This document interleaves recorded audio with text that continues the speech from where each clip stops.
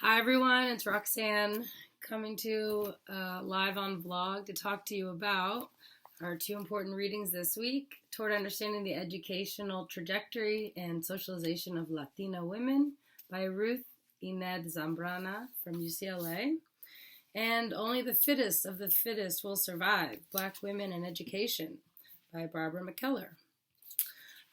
So I think the purpose of both of these texts, really show us what the Latino women or Latinx people have experienced in terms of our American education system.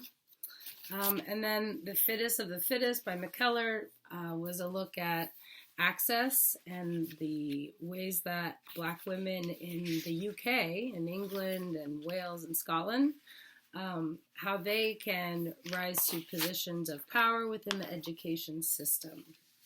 So I thought these were both very interesting. Thinking of Latina women in this article by Zambrana, she brings up the point of the problem-oriented education solutions, right? Saying, certain groups don't have this experience or they don't have this support, and so they can't achieve what others can. So the idea of finding fault rather than finding ways to use those skills. I thought that was pretty interesting. Also thinking of feminist theory, right? Not just looking at it from a white woman's perspective, but I like the questions that Zambrana asks. What were their educational experiences? Were they positive? Were they made to feel inadequate? So for Latina women, right, they feel exclusion. They don't have power, neither perhaps do Latino men, right, in a white dominant society. But they kind of face that exclusion two times.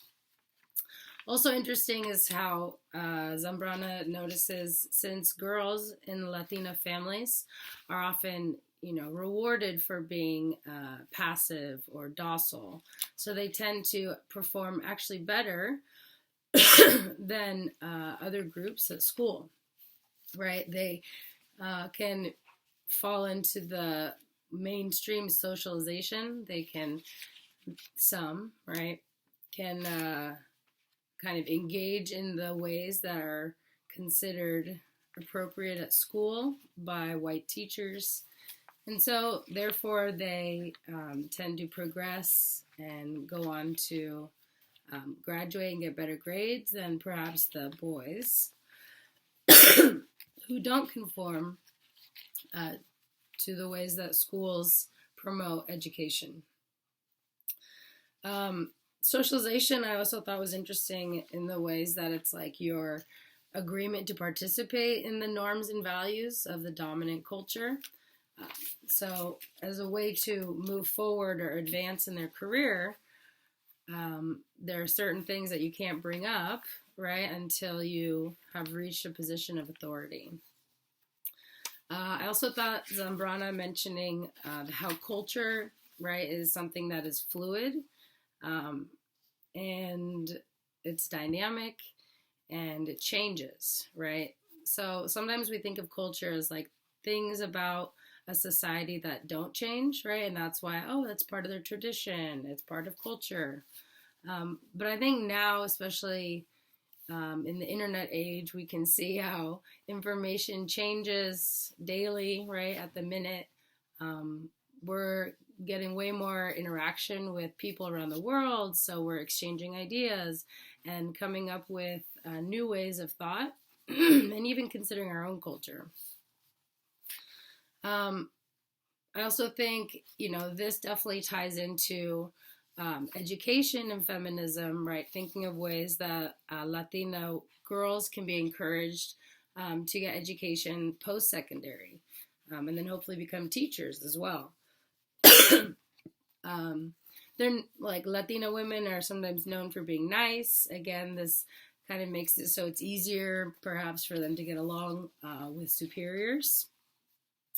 But also looking at some of the ways that they can try to cope with the stresses, right, of being a person of the BIPOC culture. One of the ways I thought was interesting was anger, and that it's, a reaction, and anger is not always a bad thing, right? It can fuel you, right? She says to try to prove people wrong, but also looking, ahead towards future educational possibilities, was that having a social support system, Zambrana says, was really important, as well as role modeling. So having people that you can talk to and feel like you are in a safe space goes a long way. And also having someone that is in a position of power or authority that can kind of be a role model and take interest in developing the future leaders, right? So it's kind of like, instead of people existing in, just by themselves in power, that at a certain point, you have to help others recognize barriers that are impeding their growth and preventing them from having positions that aren't just kind of lower skilled, or at least in a lower pay range. Relationship, institutional factors. What else? I think it definitely points to the fact that we need more research about how to reach boys and girls, and paying attention to the changing dynamics of culture, and not just assuming that, for example, Latina girls really value family and just want to stay at home, but actually looking at, well, what are the processes that led to that, right? Maybe it's because they haven't allowed to have other options, because of the way our government has set up, the way the system, right, gives more economic power to people who can work outside the home, but also more economic power to men in general. Which also brings us to the fittest of the fittest, right? Looking at Black women in higher ed. So I thought it was very surprising that there were only 17, right, university professors, and none were Black, and that there were only she was one of 27 professors. I've only had one Black professor at college, no Black teachers. So it's definitely a space that is lacking. And we see some of the reasons why I pointed out here, some of the barriers.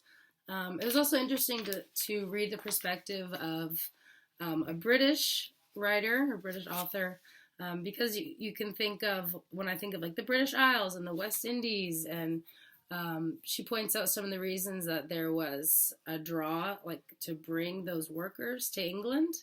I always wonder, well, how did people end up in England if they were in the Caribbean or in other places?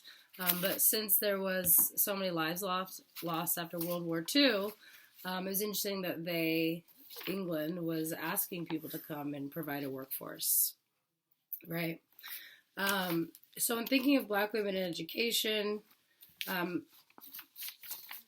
McKellar brings up the fact that in order for reproduction to occur, women must perform a dual role, right? Black women have always had to work and take care of the family, especially in England or in any of the Commonwealth. I really liked getting to understand a little more background in terms of what the culture of some African women are, that they have a history of bartering, of trade, of being in business, right? And so it was interesting, this kind of like the feminine role of Black women didn't align with the white perspective of what a feminine role is, right? So Black women are expected to be strong and resilient and independent. But McKellar points out that in British white majority societies, this is considered like, oh, that's a man's role. You're not supposed to act that way as a woman. So it's kind of like a misunderstanding of, I think, cultural values, right, and norms that can lead to, I'm sure, poor interactions, right? Just kind of like if a woman is a strong leader, they say that, oh, she's, over empowering, or she, um, instead of praising those things, I was like, wow, what a great leader. It's saying like, oh, she's a bitch, or she just, doesn't care about other people. So the double standards. Um, Also, when McKellar talks about the influence of interracial interactions, right? I always think, well, a lot of Latinx and Black women, right, were forced to have relations with white men over the last couple 400 years of colonialization. And so this always makes me think that, women pass down those traits to their daughters, and the way that they're treated, right, by their husbands or by the patriarchy, that's kind of ingrained, right, in what you might teach your children, especially your girls, so that they can survive. So I think maybe it's some of the reason that chauvinism is so big in Mexican or Latino cultures.